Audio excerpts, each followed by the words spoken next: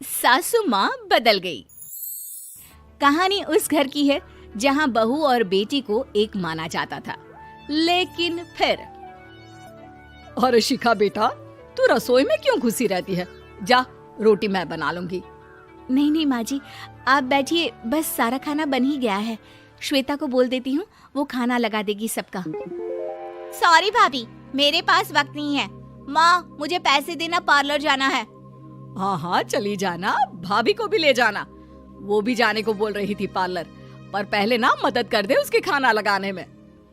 देख माँ, वो बहू है, उसे बहू रहने देना, इतना सर पर मत चढ़ा भाभी को। श्वेता, ज्यादा मत बोला कर। बहू और बेटी में कोई फर्क नहीं होता है। जा जाकर काम कर। ननद को माँ का भाभी से इस तरह प्यार करना बिल्कुल अच्छा नहीं लगता। वो बार बार किसी न किसी तरह माँ को भाभी के खिलाफ भड़काती रहती, लेकिन कोई फायदा ना होता। एक रोज, अरे बेटे किशन, जा बहू को कहीं घुमा कर ला, सारा दिन घर में काम करती रहती है। हाँ हाँ माँ, हम लोग जा रहे हैं ना गोवा। अच्छा जी, भाभी ने तो हमें बताया भी नहीं। वैसे तो सारी पंचायत करती है, ये गोवा वाली बात क्यों छुपा गई हमसे?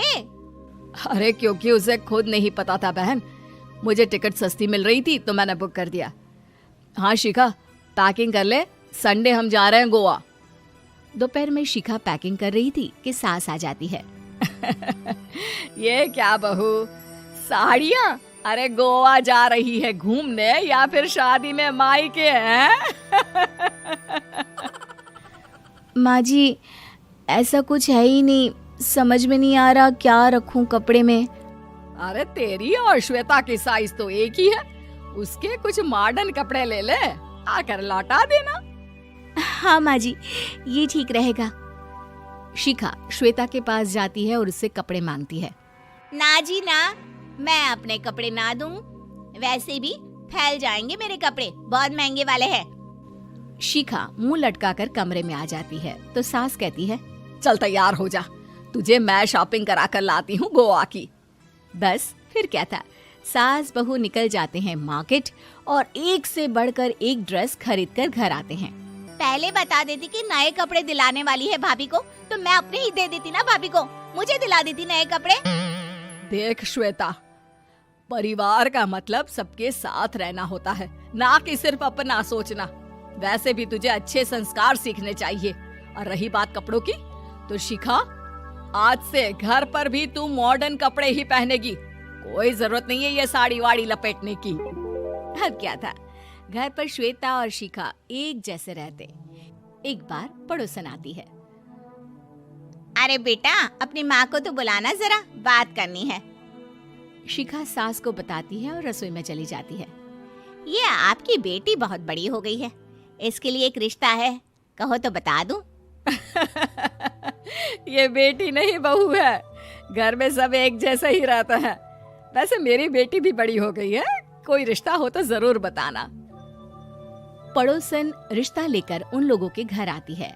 तब श्वेता की होने वाली सास कहती है, तो ये घर है, कितने मंजिल का है? और ये बहू ने आपकी क्या पहन रखा है, जीन्स टॉप?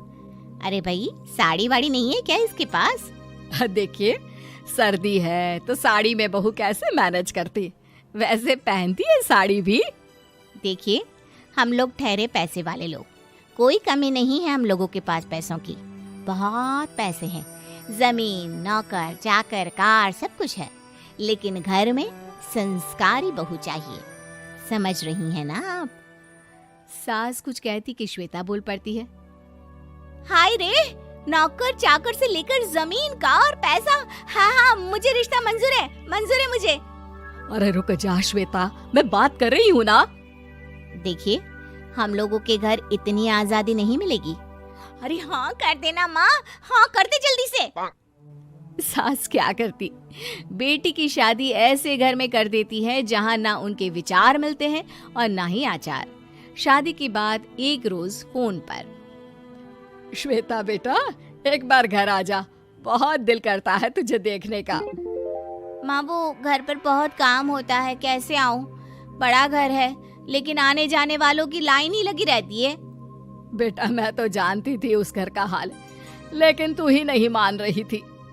माँ देख, हर घर का यही हाल है। तेरी बेटी को यहाँ घूंघट हटाने की परमिशन नहीं है और एक तरफ भाभी स्कर्ट पहनकर घूम रही है। बेटा मुझे क्या पता था कि मेरी बेटी को ससुराल के नाम पर पिंजरा मिल जाएगा। अच्छा माँ, फोन रखती हूँ, सास को गर्मा गर्म रोटी खिलानी है। तुम लोगों की तरह नहीं कि एक रोटी बनाओ, एक सब्जी बनाओ, फिर सारा दिन फ्री होकर घूमो। सास फोन तो रख देती है, लेकिन सोच में पड़ जाती है कि एक तरफ बेटी जिसे कोई आजादी नहीं, वहीं दूसरी तरफ बहू जिसे देखकर लगता ही नहीं कि उसकी शादी भी हुई है। अगले रोज। शिखा, अरे ओ शिखा। हाँ माँ, क्या हुआ? कुछ चाहिए आपको? मैं जिम जा रही थी। जिम के कपड़ों में बहू को देखकर सास को घूंघट में अपनी बेटी का ख्याल आता है। देख बहू, घर में बहू की तरह रहा कर। इतने टाइट कपड़े पहनकर जिम जाना पसंद नहीं मुझे। जा जाकर रोटी बना। रोटी? माँ अभी तो शाम के 6 बजे हैं, इस वक्त रोटी? अब क्या मेरे खाने पीने पर भी पहरा है? अरे जब मर्जी तब मैं अपने घर में खा भी नहीं सकती क्या? बहू को अजीब लगता है। वो समझ नहीं पाती कि जो सास कल तक इतनी सपोर्टिव थी, उन्हें अचानक से क्या हो गया। वो किचन में जाती है, गरम रोटी के साथ 2 तरह की सब्जी, रायता, सलाद सब लेकर सास के पास आती है। माँ जी, खाना। इतना सारा खाना? राक्षस समझा है क्या मुझे? रोटी मांगी थी मैंने गर्मा गर्म बस। पर माँ जी, रोटी खाती किससे आप? सब्जी तो बनानी थी ना। अरे भूख मर गई मेरी तेरी बहस से। जा जाकर काम कर, अंदर पूरी रसोई साफ कर। बहू अंदर चली जाती है। थोड़ी देर में श्वेता घर आती है। अरे शिखा जल्दी से चाय ला, पकवान बना, मेरी बेटी आई है। अरे नहीं नहीं माँ, ड्राइवर बाहर खड़ा है। मैं तो घर का कोई सामान खरीदने के बहाने यहाँ आ गई हूँ, मुझे जाना होगा। अरे बेटा, पर कितने दिनों बाद देख रही हूँ तुझे, रहने आ जाना 2-4 दिन के लिए। आ जाऊंगी माँ, जब मेरी सास मरेगी तब। मैं तो रोज मन्नत मानती हूँ कि मेरी सास मर जाए तो अच्छा है। अच्छा चल, जा रही हूँ माँ। हे भगवान, कैसे कैसे दिन देखने पड़ रहे हैं मेरी बेटी को। सास अंदर जाती है, जहाँ श्वेता की जिम वाली सहेली का फोन आया होता है। क्या बात है, आज जिम नहीं आई? अरे पता नहीं यार, आज माँ को क्या हो गया अचानक। पर खैर कोई नहीं, लगता नहीं कि मैं अब जिम आ पाऊंगी। शिखा स्पीकर पर बात कर रही थी, जिसे सास सुन रही थी। यार ये सास ना होती ही ऐसी है। मैं तो कहती हूँ बुढ़िया जल्दी मरे और तू आराम से जिए। शिखा को सहेली की बात पर गुस्सा आ जाता है। माँ के मरने की कौन सा बच्चा दुआ मांगता है मोहिनी? आगे से ऐसी बात मेरे सामने मत करना। हमारे घर की शोभा ही माँ है। क्या हुआ जो थोड़ी सख्ती दिखा रही है? उसमें भी कोई ना कोई उनकी भलाई ही होगी। मैं तो कहती हूँ भगवान मेरे जैसी सास सबको दे, जो सिर्फ माँ की तरह है। सास वाली तो कोई बात ही नहीं है उनमें। सास ये बात सुन रही थी।